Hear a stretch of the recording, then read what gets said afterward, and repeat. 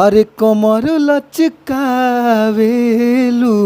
सबके मुहावेलू। कमर लचकावेलू सबके मुहावेलू।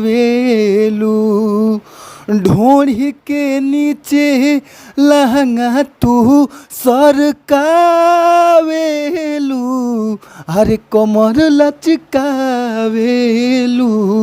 सबके मुहावेलू। कमर लचकावेलू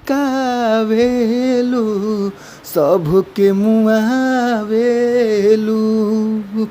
तो जी हाँ ये भैया, आप सब कैसन बानी जाइए भैया। और हमारा पूर्ण विश्वास रहेला, मन में हुलास रहेला ये भैया कि आप लोग मस्त हो खबजा, खुश हो खबजा, स्वस्थ हो खबजा, तंदुरुस्त हो खबजा। और हम बानी आप सबके भोजपुरी गायक व गीतकार नीतीश सिंह। और सबके हम एहिजे से प्रणाम करतनी है भैया। आपन आशीर्वाद हमारा ऊपर बनौले रही जाए भैया, काहे से कि रउए सबके आशीर्वाद हमारा ऊपर चाहिए भैया। जी हाँ भैया, रउआ सबके बीच में बहुत ही ज़बरदस्त, बहुत ही लाजवाब, बहुत ही सुंदर सुपरहिट ऑर्केस्ट्रा सॉन्ग लेके आ गइल बानी भैया। लगन स्पेशल सॉन्ग लेके आ गइल बानी भैया। तो भैया हो, पूरा आशा बा, पूरा विश्वास बा कि अगर इस सॉन्ग के रउआ सब अच्छा से म्यूजिक बनवा के, अच्छा से स्टूडियो में रउआ सब गायकी क के रिकॉर्ड करवा देतनी जाइए भैया, तो हमारा पूरा भरोसा बा ये भैया कि सॉन्ग ई गाना मार्केट में ज़रूर बाजी, हर एक समियाना में ज़रूर बाजी। तो आप लोग ई गाना के ज़रूर गाई जा। और भैया आप लोग अच्छा गावत तनी जा, अच्छा बजावत तनी जा, फिर भी रउआ सबके अच्छा मेटर गाना नइखे मिल पावते भैया। तो रउआ सबके घबराए के ज़रूरत नइखे। अच्छा मेटर पावे खातिर हमारी यूट्यूब चैनल के सब्सक्राइब कर लीजा, जो ना यूट्यूब चैनल के नाम बाटे भोजपुरी संगीत लिरिक्स। तो भैया हो, हमारी यूट्यूब चैनल के सब्सक्राइब क के न घंटी के बेल आइकन दबा लीजा, काहे से कि घंटी के बेल आइकन रउआ सब दबा ले जा। तो कोनो भी गाना हम डालब, कोनो भी गाना अपलोड करब अपन यूट्यूब चैनल पर, तो सबसे पहले नोटिफिकेशन रउआ सबके मोबाइल पर पहुंच जाइए भैया।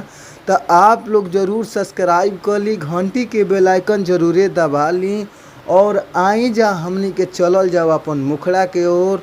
मुखड़ा के भाव का बाटे, कौना भाव में गावे के बा, कैसे गावे के बाटे भैया, आई जा सुनी जा।